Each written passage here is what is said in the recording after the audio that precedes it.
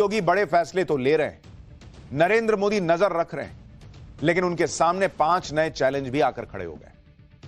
पहली चुनौती, मौनी अमावस्या पर महाकुंभ में जो भीड़ जुटी थी वो गंगा स्नान के बाद सुरक्षित अपने घर पहुंच जाए। यह भी एक चुनौती है आज की डेट में बॉस। दूसरी चुनौती, महाकुंभ में भीड़ को कंट्रोल करने के लिए जिन लोगों को मेला क्षेत्र के बाहर या प्रयागराज के बाहर रोका गया है, उन्हें परेशानी ना हो क्योंकि वो घंटों जाम में फंसे हैं। उसको कैसे निपटना है, उसको कैसे ठीक करना है, यह भी एक चैलेंज।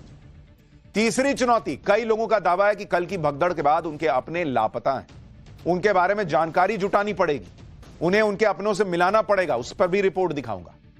चौथी चुनौती, मौनी अमावस्या की तरह 3 फरवरी को बसंत पंचमी पर अगले अमृत स्नान पर भारी भीड़ जुटेगी। इसका मैनेजमेंट करना अपने आप में एक और चैलेंज होगा। पांचवी चुनौती, महाकुंभ में कल की अनहोनी पर इस वक्त जो राजनीति हो रही है, जो भ्रम फैलाया जा रहा है, उससे भी निपटना योगी आदित्यनाथ के लिए एक बड़ा चैलेंज बन गया है, क्योंकि एक इकोसिस्टम ऐसा माहौल बना रहा है कि महाकुंभ की तरफ जो लोग जा रहे हैं उनके पैर अपने आप रुक जाएं। सीएम योगी की इन चुनौतियों के बारे में हम आपको आगे पाठशाला में बताएंगे। उन्होंने क्या तैयारी की है इससे निपटने की, यह भी बताऊंगा।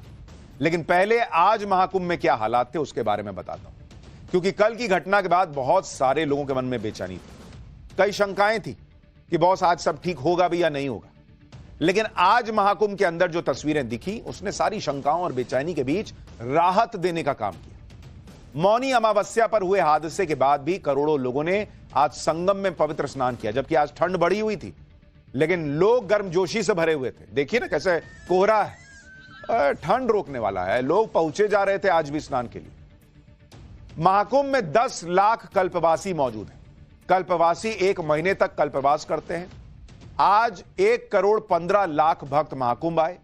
1 करोड़ 25 लाख लोगों ने स्नान किया है, जिसमें 10 लाख कल्पवासी और 1 करोड़ 15 लाख जो आए वो सब मिला के, और अब तक करीब 28 करोड़ लोग स्नान कर चुके हैं। आज सुबह महाकुंभ में भयंकर कोहरा भी था, 100 मीटर दूर तक भी दिखाई ठीक से नहीं दे रहा था। उसके बावजूद श्रद्धालुओं के जोश में कोई कमी नहीं आई।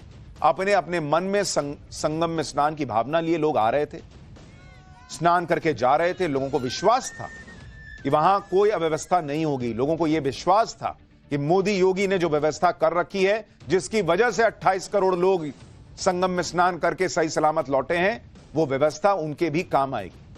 सुनिए संगम स्नान के बाद लोगों ने क्या कहा और संगम नोज पर किस तरह से प्रशासन ने भीड़ को आज मैनेज किया। संगम में मुझे बहुत अच्छा लगा, व्यवस्था यहाँ की बहुत अच्छी है, और जो इतना भीड़ को देखते हुए जो करोड़ों की तादाद में जो लोग आ रहे हैं, शांतिपूर्वक अपना स्नान करके वापस लौट रहे हैं। हमने स्नान अच्छे से किया और व्यवस्था भी योगी और मोदी जी की बड़ी अच्छी रही, जिससे कि सारा सुचारू रूप से चल रहा है। प्रयागराज में नहा के गंगा जी का दर्शन करके बहुत ही अच्छा लगा हमको, और हम सभी भक्तों से निवेदन करेंगे कि सभी लोग आइए, शांति से दर्शन कीजिए और माता का आशीर्वाद लीजिए और आगे बढ़िए। मोदी के लिए या योगी के लिए हम मिला नहीं है, तो उसके लिए हम धन्यवाद करते हैं आपको। और हम सबको बताना चाहते हैं, आप करते हैं, लोग बुरा बोल रहे हैं, बोलने दीजिए, जो आप लोग कर रहे हैं करते रहिए, और अच्छा कर रहे हैं, बहुत अच्छा कर रहे हैं। मोदी योगी जी ने बहुत अच्छा लगा मेरे को संगम में नहाकर, और बहुत बढ़िया। इस वक्त आपके टेलीविजन स्क्रीन पर जिसमें आप देख पा रहे हैं कि लोग बहुत ही बड़ी संख्या में अभी भी उसी तरीके से मौजूद है। ऐसा नहीं है कि लोगों की संख्या में कमी आई हो या फिर लोगों को रोका गया हो। लोग यहाँ पहुंचे जा रहे हैं और स्नान करके वापस जा रहे हैं, बस उन्हें रुकने नहीं दिया जा रहा। लगातार जो हमारे जवान हैं और साथ ही जो हमारी उत्तर प्रदेश की पुलिस है वो भी लगी हुई है, लोगों को डायरेक्शन बता रही है। या वॉलंटियर्स भी हैं, सिविल डिफेंस के लोग हैं, जिनकी कोशिश यही पहले दिन से रही है। देखिए, एक बार ये जो भगदड़ की स्थिति बनी, उससे ये नहीं दावा किया जा सकता या फिर ये नहीं कहा जा सकता कि व्यवस्थाएं दुरुस्त नहीं थी, क्योंकि करोड़ों लोग जब होंगे तो इस तरह की स्थिति बन सकती है। जाहिर तौर पर देखिए सवाल उठने लाजमी है, लेकिन ये नहीं कहा जा सकता कि स्थितियां इस तरह की थी कि कोई मैनेजमेंट नहीं था। और यहां आप देख सकते हैं कि लोग अब आराम से जा रहे हैं, स्नान कर रहे हैं। हालांकि लोगों को अब थोड़ा सा डिवाइड भी किया गया है कि जो बाकी गंगा घाट है वहां भी जाकर के लोग स्नान करें, और इस बात को सुनिश्चित किया जा रहा है कि संगम नोज पर ही एक साथ बहुत ज्यादा भीड़ ना आ पाए, इसके लिए बैरिकेड्स लगाए गए हैं।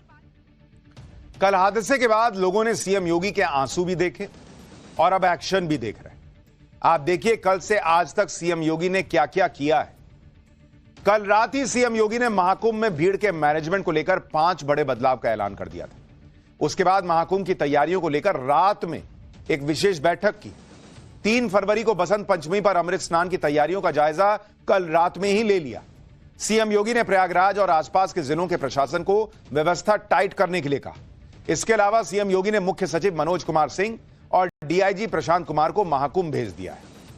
यानी जब जिस वक्त लोग सो रहे होंगे उस वक्त सीएम योगी आदित्यनाथ रात में अपनी टीम के साथ मीटिंग कर रहे थे।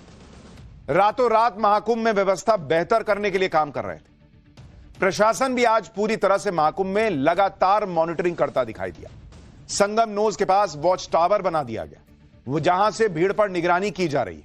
यूपी के डीजीपी प्रशांत कुमार ने बसंत पंचमी के स्नान की तैयारियों का जायजा खुद लिया। आप तस्वीर देखिए, ये मचान बना के वॉच टावर बना के वहां से आप ऊंचाई से नजर रख सकिए, इसकी व्यवस्था कर दी गई। वॉच टावर पर चढ़कर उन्होंने खुद देखा कि किस तरह से काम किया जा रहा है। अमृत स्नान के दौरान सबसे ज्यादा भीड़ संगम पर और संगम जाने वाले रास्तों पर होती है। इसी को देखते हुए प्रशासन ने आज संगम मार्ग पर दुकान लगाने वालों को हटा दिया। संगम मार्ग पर जमीन पर ही चादर बिछाकर बड़ी संख्या में लोग सामान बेचते हैं। पुलिस ने इन सभी से अपील की कि वो यहां से हट जाएं, नहीं तो उनका सामान जब्त कर लिया जाएगा, ताकि ये रास्ता क्लियर हो सके। एक बार वहां से रिपोर्ट देखिए। ये रास्ता सीधे संगम की ओर जाता है, लोगों की भीड़ आपको दिख रही है, लेकिन अब पुलिस किस तरीके से अलर्ट है और किस तरीके से रास्तों को खाली करवाया जा रहा है। जो रेहड़ी पटरी लगे हुए थे उनको कहा गया है कि आप पीछे जाएं और आप ये तस्वीर में आपको दिखाता हूं। आप ये देखिए किस तरीके से लगातार माइक से अनाउंसमेंट किया जा रहा है कि जो रेहड़ी पटरी या सड़क के किनारे जो लोग दुकान लगाकर बैठे हैं वो किस तरीके से रास्ते को खाली करें और रास्ते पर वो ना आए और चूंकि रास्ता मुख्य तौर पर आने जाने वाले लोगों के लिए है। एक बार आप अनाउंसमेंट सुनिए। हम आपसे प्रार्थना कर रहे हैं बार बार कि जो भीड़ का आने जाने का रास्ता है आप उसको खाली करिए। ये रास्ता आपके लिए बना नहीं है। पूरे प्रयागराज में आप अपनी कहीं भी दुकान लगाइए, लेकिन ये भीड़ के आने जाने के रास्ता जो संगम की तरफ जा रहा है उस रास्ते को खाली करिए। और सबसे हमारी प्रार्थना है, बाद में फिर हम आपका सामान जमा कर लेंगे, हम मजबूर हो जाएंगे आपका सामान, हम नहीं चाहते आपका कोई आर्थिक नुकसान हो। यानी छोटी से छोटी चीज, छोटी से छोटी बात कि भाई रास्ते में अगर दुकानें लगी हैं तो दिक्कत आ सकती है, परेशानी हो सकती है, उस पर अब ध्यान दिया जा रहा है। महाकुंभ अभी खत्म नहीं हुआ है, इसलिए न रुकने का वक्त है न निराश होने का। सीएम योगी भी यही कर रहे हैं। कल रात ही सीएम योगी ने महाकुंभ में भीड़ को मैनेज करने के लिए 5 बड़े बदलाव करने के आदेश दिए। पहला कि मेला क्षेत्र को पूरी तरह नो व्हीकल जोन घोषित कर दिया। सभी तरह के वाहनों की एंट्री पर रोक लगा दी, अब मेले में कोई गाड़ी जाएगी ही नहीं। दूसरा, सभी तरह के वीवीआईपी पास रद्द कर दिए गए। अब कोई भी वीवीआईपी पास की आड़ में वाहन लेकर महाकुंभ जा ही नहीं पाएगा। तीसरा, श्रद्धालुओं को दिक्कत ना हो इसके लिए कई रास्तों को वन वे कर दिया गया है। चौथा, प्रयागराज में वाहनों की एंट्री को बंद कर दिया गया है, उन्हें प्रयागराज के बॉर्डर पर रोका जा रहा है। पांचवा, 4 फरवरी तक ये बदलाव जारी रहेंगे। शहर में 4 पहिया वाहनों की एंट्री को पूरी तरह से बंद कर दिया गया है। इन बदलावों